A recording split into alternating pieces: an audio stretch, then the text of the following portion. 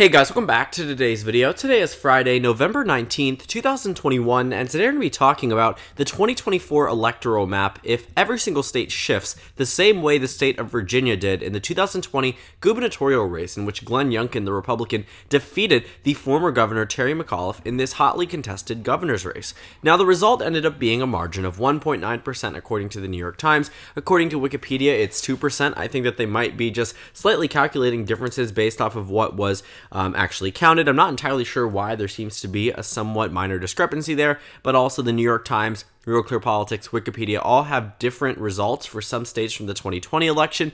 This could just be due to lack of updating for whatever reason. Obviously, seems to be a major change. Not the focus of this video, though. The main point that I want to take away from here is that the shift itself was about 12 points relative to the 2020 presidential election. In the state of Virginia, Joe Biden won by a margin of 10% across the state. That means this was a net advantage, obviously, for the Democratic Party, and they went into this governor election very hopeful and very confident. Back in July and August, it seemed to be a done deal for Terry McAuliffe until the later weeks leading right up into the campaign season, right up into the final stretch of October and early November, in which Glenn Youngkin began taking the lead and began making education an extremely important issue to a point where Terry McAuliffe simply couldn't counteract such momentum, and ultimately the state went red. Now, looking at this shift, Joe Biden won by 10, Glenn Youngkin wins by 2. That is a 12-point rightward shift in favor, obviously, of the GOP. When I say rightward, I'm always talking about the Republican Party.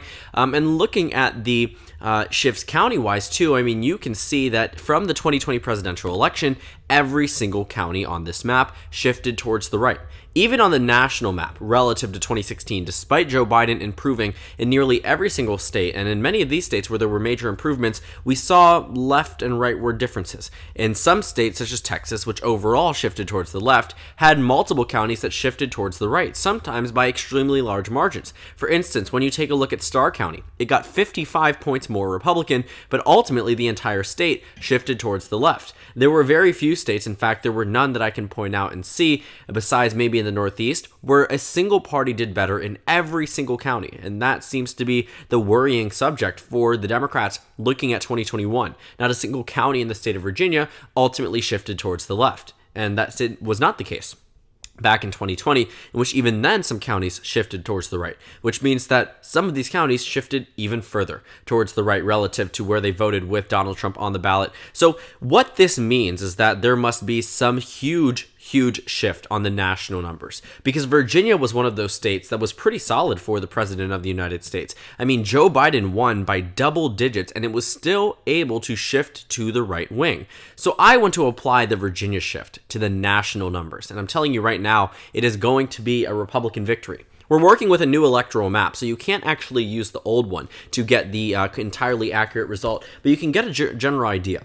How I'm going to go about this is starting off with the safe states. I think that this will be the biggest portion of the country. Right now, I think there are, I'm not actually going to say it because then it would spoil it, but there are way many more Republican seats that are considered states that are considered to be safe than there are Democratic ones. So, for the sake of giving the incumbent party just the starting point, I will fill in the safe Democratic states first. For the first state that I'm considering to be safe Democratic, now take a look at my description box if you want to take a look at the breakdown by percentages. Again, I'm shifting every single state to the right by 12 points. Going ahead and do that, you will see that the state of California is still considered to be safe. That's 54 electoral votes. 1 in 8 Americans are from the state of California. The next one is the state of Hawaii. I don't think that's a surprise to too many people. The next one is my home state of Maryland. And then the next one is my fake home state of Massachusetts. We have the District of Columbia, of course, not a state, but still a safe region of the country with electoral voting power. And the final one is the state of Vermont.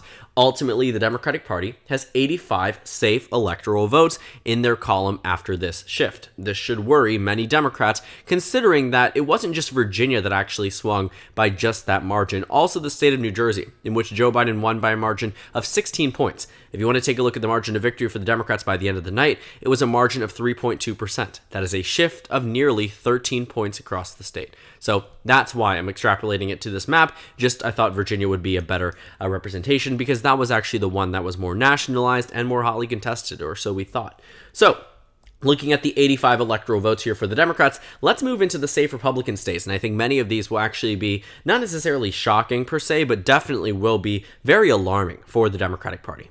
Many of these I think you expected to see. You have Idaho, Utah, Alaska. Alaska actually wasn't safe, but obviously it now is considering this new map. Montana, North and South Dakota, Nebraska at large, Nebraska's first district and the 3rd district. The state of Kansas, Oklahoma. The state of Texas becomes safe. I don't think that should be too shocking to too many people. The state of Iowa becomes safe. Missouri, Arkansas, Louisiana, Mississippi, Alabama, South Carolina, Tennessee, Kentucky, West Virginia, Indiana, and even Ohio. These are states that are all considered safe. You also have to add in Maine's 2nd congressional district, and here's the big one that I think will really be a sort of shell-shocking to the Democratic Party, is that the state of Florida would now become a safe Republican state, a state that is always hotly contested, always close in every single election season. Take a look at the state of Florida over time. I mean, since the beginning of the 21st century, even before then, during Bill Clinton, it was still a pretty close state. The last time it was solid, quote-unquote, safe too, for a Republican or Democrat was in 1988 when George H.W. Bush won by 22.4%.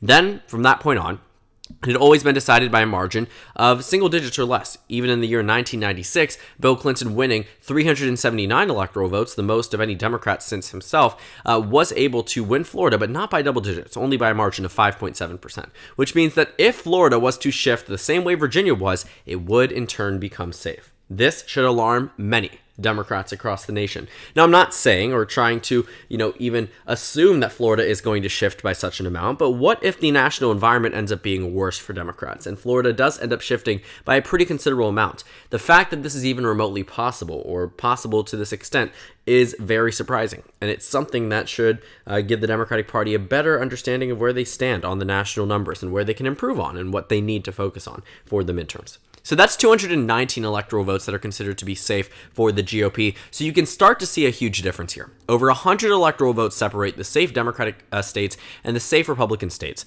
And moving on from here, it doesn't get much better. Let's move down the line. These are likely states that will be decided between 5 and 15% just based off of the numbers. This is not a prediction. This is simply just changing the numbers from the 2020 election. This includes the states of Washington, Delaware, which is Joe Biden's home state, not even considered safe at this point. New York, a very Democratic state, not even considered safe. The state of Connecticut and Rhode Island, neighboring states. Surprisingly enough, had we worked with the 2016 election, the state of Connecticut might almost be red. At that point. I'm not even kidding. It would have been a 1.6% margin of victory for Hillary Clinton. Now, because Joe Biden won it by 20 points, it's still about a 7-point margin, enough to keep it in the likely column. Moving over, we have Maine's 1st congressional district, and that pretty much is all of the states that can be considered likely by this new map. That's very bad for the Democratic Party. This adds an additional 55 electoral votes for the Democrats. Let's move into the Republicans. For their likely states, again, states decided between 5 and 15%, they have Nevada. They have Arizona, like how close they are to getting 270 electoral votes. They have Nebraska 2nd. That's a flip. They used to win it by double digits, though, or now they will, but they used to win it by around 7 points, a likely margin. Mitt Romney won by 7, but now Joe Biden wins by 7, which means that it does shift eventually into the likely column, but under previous maps would have been safe. The state of Wisconsin, also a likely state. That's another flip to Nevada, Arizona, Nebraska 2nd, Wisconsin. So far have all been flips. Also going to be a flip is Michigan and also Pennsylvania. So those states will be included. The state that isn't flipping is the state of North Carolina, just gets more Republican. And then you have the state of Georgia. Now, had we been working under the 2016 electoral map, North Carolina would be safe. But it simply isn't in this case because North Carolina actually narrowed up versus Florida, which went in the opposite direction. State of Georgia is another flip from Joe Biden's column. Ultimately, the Republican Party has 94 electoral votes in the likely column, bringing them to a total of 313 at this point to the Democratic Party's 140. So you're starting to see an insane divide between Democrats and Republicans, and this is extremely worrisome for the Democrats. I mean, this tells them that, again, if they're going into the 2022 midterm elections and they experience any similar type of shift, something that can replicate what happened in New Jersey or Virginia, both of those states shifting by an equal amount, which I think tells us enough that this shift isn't something that is some type of random anomaly because of Glenn Youngkin prioritizing education. Yes, that was an important part of it, but it was not the only part of it, and that was not a singular case. We saw it in New Jersey. We saw it in the Attorney General's race in Virginia, the Lieutenant Governor's race. We saw it with the GOP winning back control of the House of Delegates. Ultimately, What we saw in 2021 was a repudiation of President Biden's policies, or more so his actions as president, or in some people's arguments, inactions, and ultimately the GOP benefited from it, and they very well could in 2022. So looking at this map, this would give, in the Senate races, the GOP full control over, control with Nevada. It would give them control with Arizona, any one of these states, but they're going to get all of them if this is the true map. They would also be able to flip the state of Georgia. That's already 3 pickups. And once we move into the states that are lean Republican, it doesn't get that much better for the Republican Party. Let's go ahead and continue. For the Democratic Party. Let's go ahead and continue. Moving into the lean states for both parties, these are states that are decided between 1 and 5%. Which means they are close and could reasonably be argued that if there was some more money or more effort spent into a race, that it could go the other way. But of course, we're working with just our previous election results to move from here.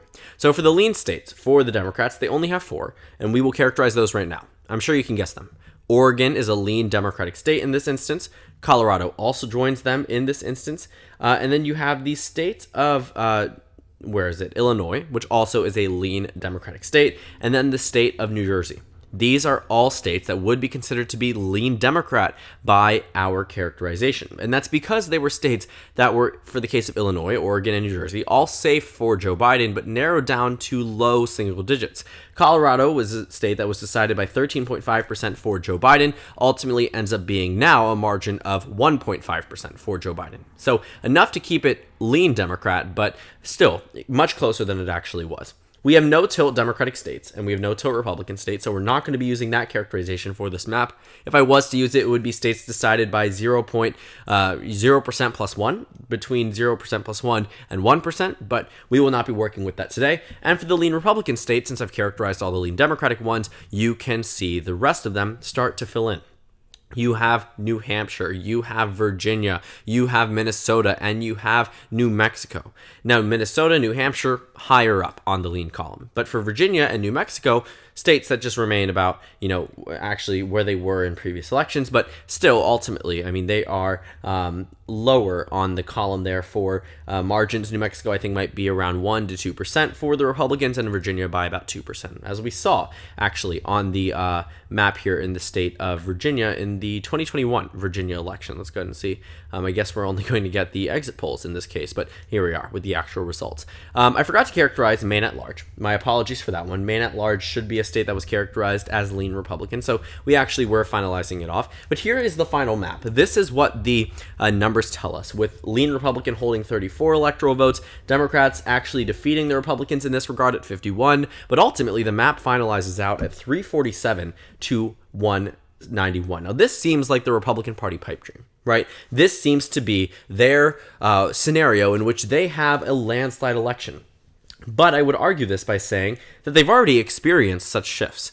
They could certainly replicate these if they have the right national environment, and it wouldn't necessarily just be a landslide. I mean, obviously on a presidential map, we could consider this to be a landslide, but this very well could shape up to be just our standard anti-Democrat midterm election. For instance, if you take a look back at the 2008 to 2010 shift in the House of Representatives, if we were to simply just trust that as our determining factor for 2012, we would have said Republican landslide equals Republican victory. We would have said 2010 was a Republican landslide, and in essence, it technically was. But because it wasn't a presidential election year and President Obama was extremely unpopular by this point in time, it made sense for the results. But it wasn't fair to say that this was some type of full-on Republican landslide without mentioning the fact that historical context actually provides us with the expectation for something of this nature, especially following President Obama's two terms. So, the reason why I bring up 2008 is because looking at this shift between 2008 and 2010 is absolutely insane.